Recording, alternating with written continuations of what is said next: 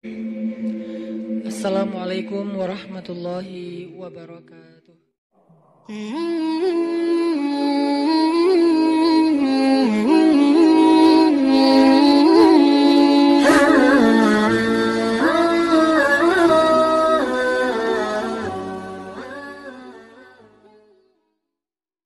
Secara umum, salah satu manfaat atau pentingnya kita belajar sejarah itu kata Allah di surat Hud ayat 120 yang tadi saya baca adalah manusabbitu bihi fuadak, meneguhkan hati. Kalau bahasa saya kemarin, mempertajam nalar. Itu salah satu tujuan belajar sejarah, mempertajam nalar. Jadi ketika kita melihat sesuatu, kita itu bisa langsung menyimpulkan. Kenapa? Karena yang kita lihat itu bukan sesuatu yang baru. Udah pernah terjadi dan udah ada hasilnya. Jadi nggak buat kita jadi kayak masih kagok gitu, nih apa.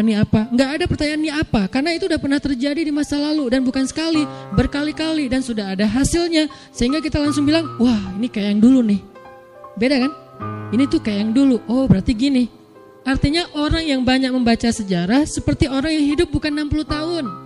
Tapi ribuan tahun, orang yang banyak pengalaman pastinya nggak akan terlalu blank dalam melihat hal-hal yang terjadi dalam kehidupan dia. Beda sama misalnya anak kecil ngelihat sesuatu kan dia kayak baru pengalaman pertama kan, masih nyoba-nyoba. Oh nanti gini hasilnya, oh gitu hasilnya. Itu anak kecil karena dia hidup baru belasan tahun. Beda sama orang yang udah 60 tahun. Nah kata kakeknya atau kata ayahnya, kamu jangan gini supaya kamu gitu. Kenapa? Kakek atau ayah udah ngalamin.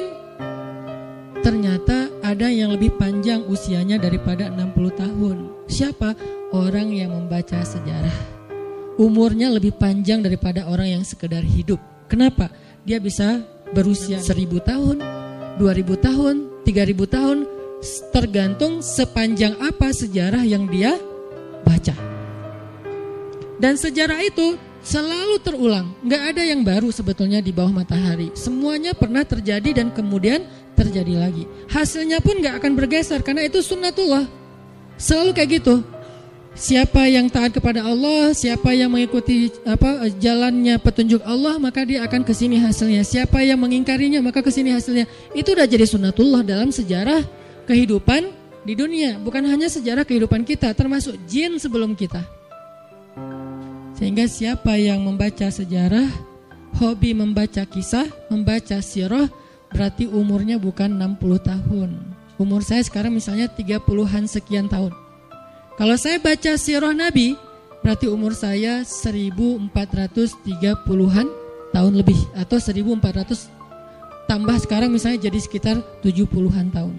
Itu usianya. Kenapa? Saya baca sirah Nabi, saya baca sirah sahabat, saya baca sirah Bani Umayyah, saya baca sirah Bani Abbasiyah, saya baca sejarah Bani Utsmani, saya baca sejarah Bani Fatimiyah, saya baca tentang perjalanan kaum muslimin di Eropa misalnya, dan segala macam. Makin banyak baca sejarah Islam yang tua banget, yang udah 1400 tahun itu, berarti semakin panjang usia kita. Seperti orang yang sudah hidup ribuan tahun, artinya dia punya pengalaman yang banyak. Pengalaman itu membentuk pola pikir. Pola pikir itu menjadi guidance dia dalam mengambil sikap terhadap kejadian-kejadian dalam kehidupan dia. Itu pentingnya sejarah. Sehingga kalau ada orang yang masih bingung, kenapa ya? Pertanyaan itu berarti pertanyaan yang jarang baca sejarah.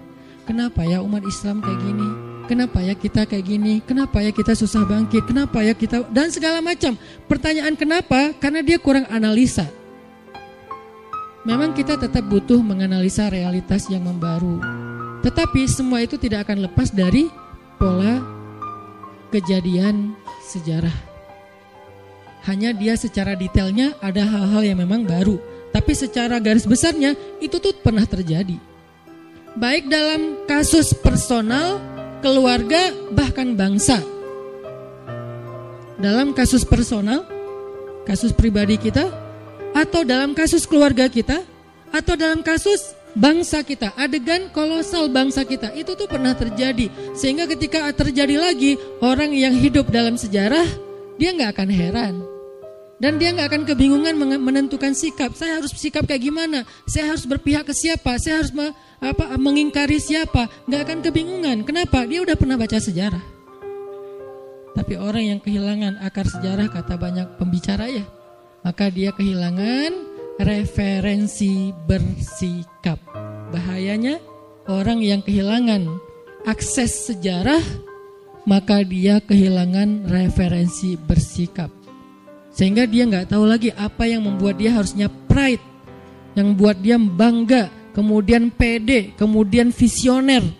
Karena dia gak punya lagi referensi tentang itu di dalam kehidupannya. Gak ada referensi, gak ada sejarah.